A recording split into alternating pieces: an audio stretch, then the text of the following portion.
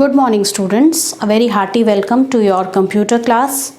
Today in this class we are going to see what is dynamic typing, and we will also see a sample program, and we will see how this program is coded, executed, and how we get an output.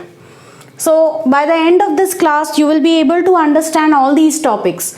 What is variable definition, what is dynamic typing, caution with dynamic typing, simple input and output, and reading numbers. So we'll first see variable definition.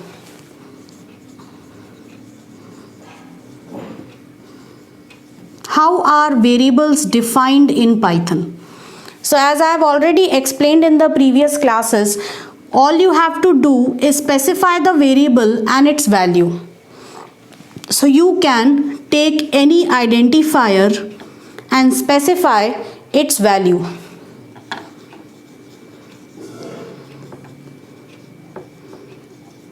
So here you can see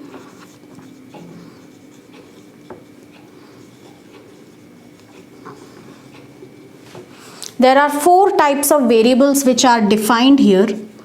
Integer, this is also integer, this is float, sorry, not four types, three types, and this is string. Now variable definition means what? Variable definitions means specifying the name of the identifier and assigning a value to it. That is, assigning an initial value to it. If you have to do something like this, that is, you want to perform some calculation on A, you are adding some value on A. So until and unless this statement exists, you won't be able to execute the statement. It will be giving you the error that A is not defined. So it is very essential that if you are using any variable, like I am using this variable A for some calculation in this expression, so it is imperative that I first define A. That is, I provided some value, because until and unless A has some value in the memory, this operation will fail. So this providing or assigning of initial value to a variable which will be used in any of the statements in the program, that is known as variable definition. Next is dynamic typing. Now what is dynamic typing?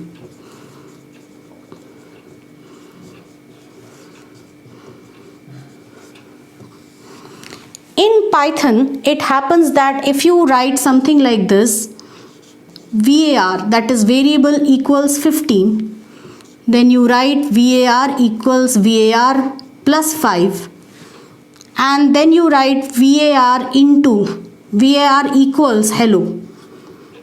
All these statements are correct.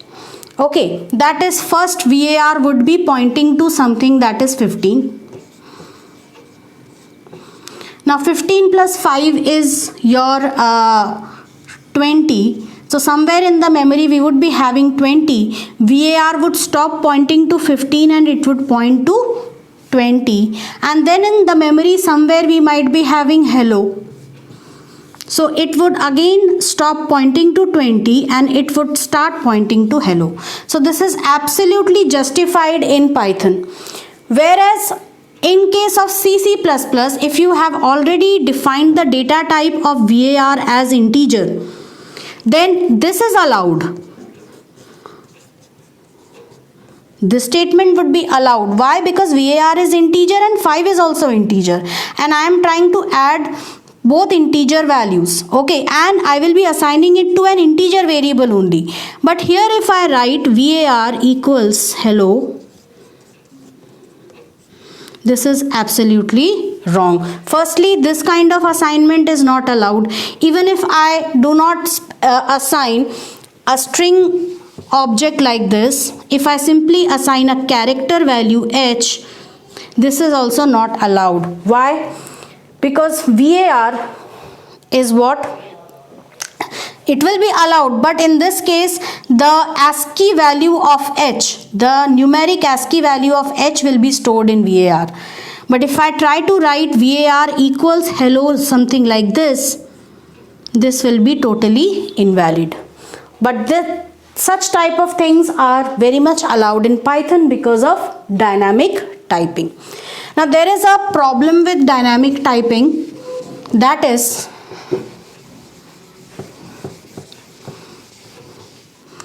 till here the statement is okay, but here if accidentally I try to write, then this will be wrong. Why? Because by the time this statement is encountered, var is hello, that is it is a string, an alphanumeric text, and you cannot add an integer with a string. It's absolutely wrong, not allowed.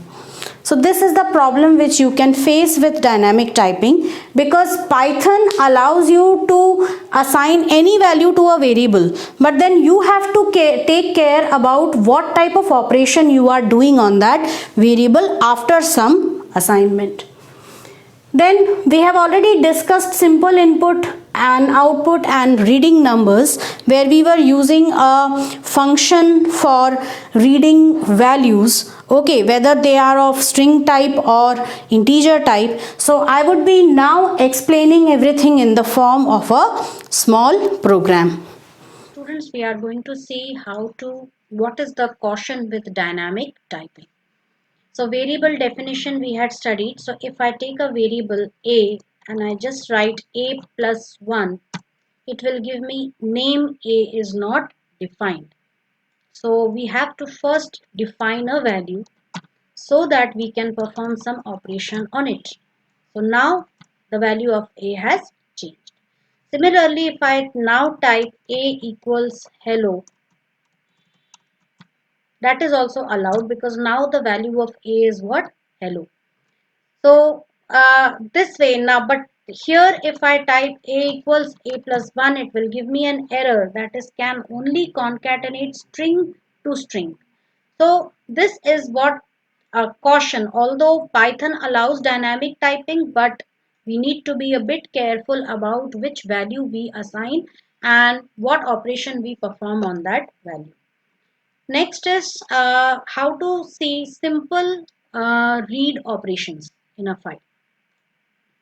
So we are going to see simple read operations. So I'm just going to adjust the screen size. So here we are.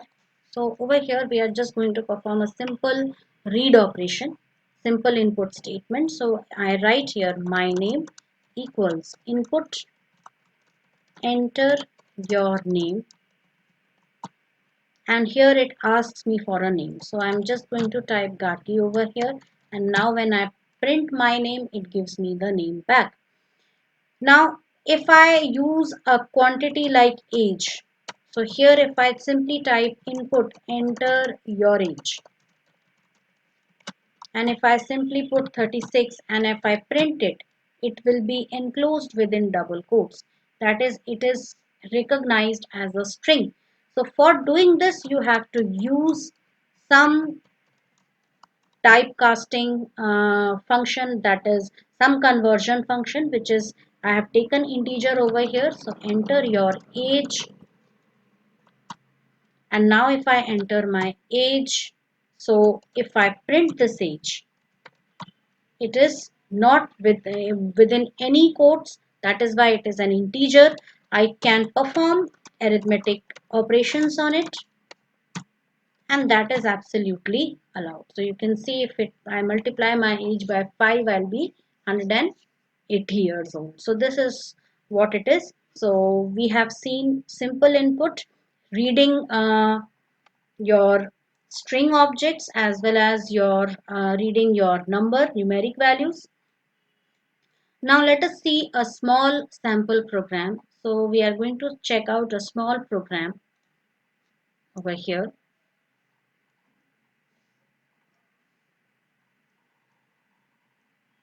In the last class, we had seen a program for performing all the 4 types of operations.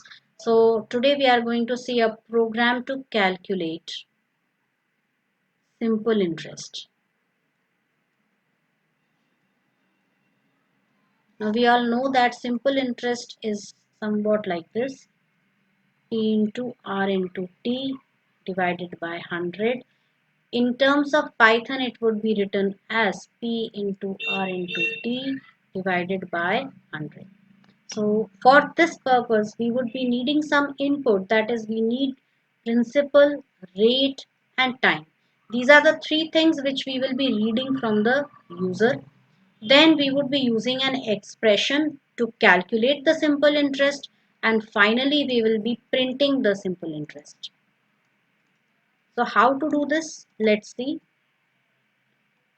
For this purpose, I am going to open the program in the script mode. So I'll be going to File, and from here I'll go to New File, and I'll be going to Save,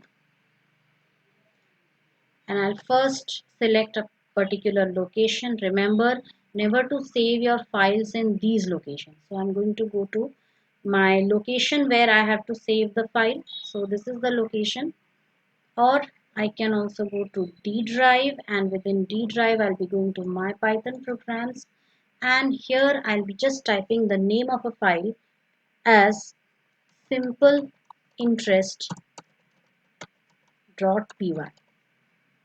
and click save.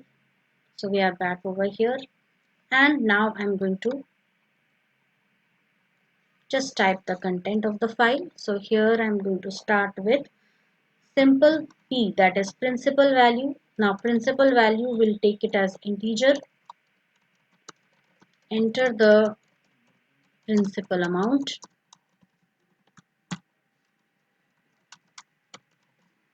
Now rate of interest, suppose it is in the form of 12.4 or 14.4 or 9.2. So for that purpose I am taking float. Enter the rate of interest, and time, again I'll take it as integer. Enter the time, that is time period. And now I'm taking a variable sim underscore int, which will store my simple interest, and p into r into t divided by 100. This will calculate simple interest. So I am going to use a comment line over here, calculate simple interest. And finally I am going to print this. Simple interest is sim underscore int. Let us insert a block comment also. So block comment would be something like this: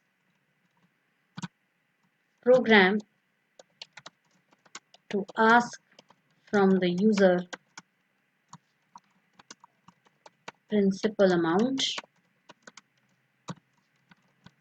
rate of interest, and time period,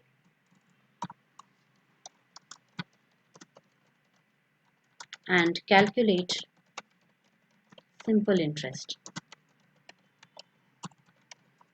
So this is a block comment which I have provided, which contains the program question. Now let's run the program. So for running the program, you can see the run module over here. So just click on the run module, and you can alternatively also use F5. I'm going to run the program, and now you can see the output over here. So let me enter some principal amount, rate of interest, and time period, and you get the simple interest. I had already told you that to run the program, again you have to keep the program opened and then press F5 and provide the new value, whatever it is. So this is how you can get the output of a program. So here what we did was we asked for three values from the user in the form of principal, rate and time. We calculated the simple interest and we displayed the simple interest. So this is what we have seen so far. In today, I hope today's class was clear to everyone. This program, which will enable you to start your very first programming, you will be able to perform simple programming using this as a reference. So in our next class we would be discussing a few more programs which you will be also practicing at your end. Thank you.